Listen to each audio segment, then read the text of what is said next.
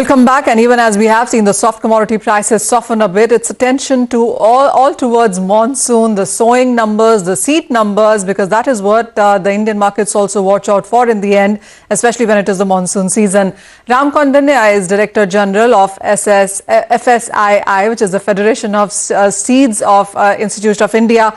Ram, thank you so much for joining us. First of all, on the seeds itself, while we have seen the monsoon progress quite well, 36% above normal monsoonal time, it seems to be taking a bit of a break, but we do understand that the seed sales have been just about fine, not a free flow, but while it has slowed down a bit, but it seems to be reaching across country. What has been the latest on this?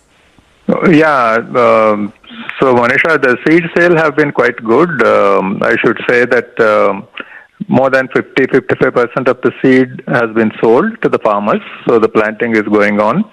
As you said, rainfall has been a bit hesitant in its movement, so west is a bit slow, but otherwise it's good, and availability of seed is good, except in soybean. Government push for oil seeds has actually made some of the oil seed crops seed supply situation a bit tight.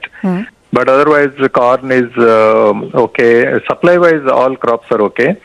Acreages planting wise the cotton is fine and oil seeds are fine. Corn is a bit flat, but pulses and oil seeds and chilies, these are actually the hot subjects for the current Kharif. There is a lot of pickup for these crops. Okay. And supplies are also okay because the government actually helps. Last year also they did that.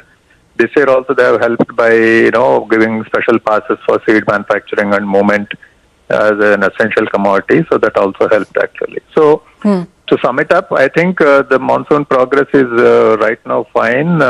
Seed supply is good except in soybean, and plantings have started. Almost 50-55% of planting is.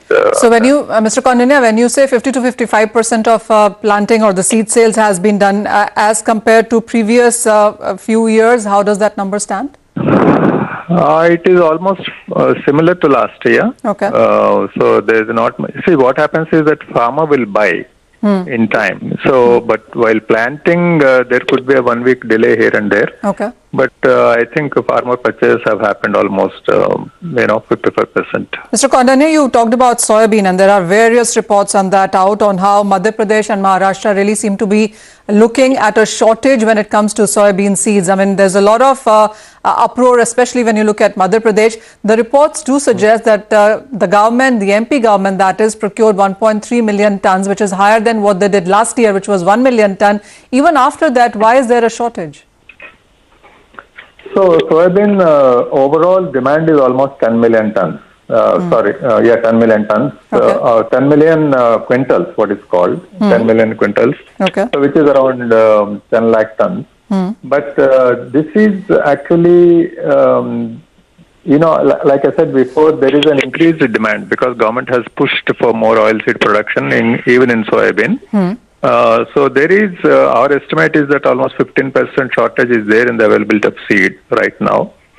This is mainly that is only in Madhya Pradesh, or is that in other growing areas? Say Madhya Pradesh and Maharashtra are the two major states. Right. Right. So in Madhya Pradesh, seed, a lot of seed is farmer saved seed which he replants. Right. Okay.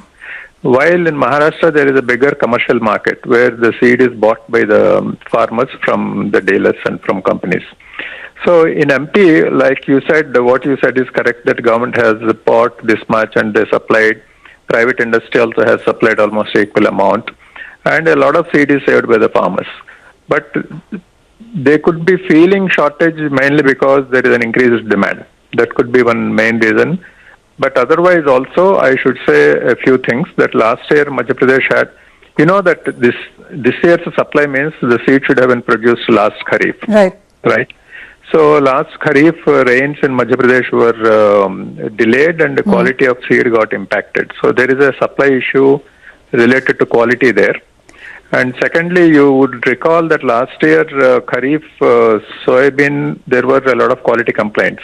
If you recall that there were cases filed by the government, Maharashtra government on seed companies and things like that. Yes. So there is a lot of reluctance on the part of companies to take any risks on the quality front.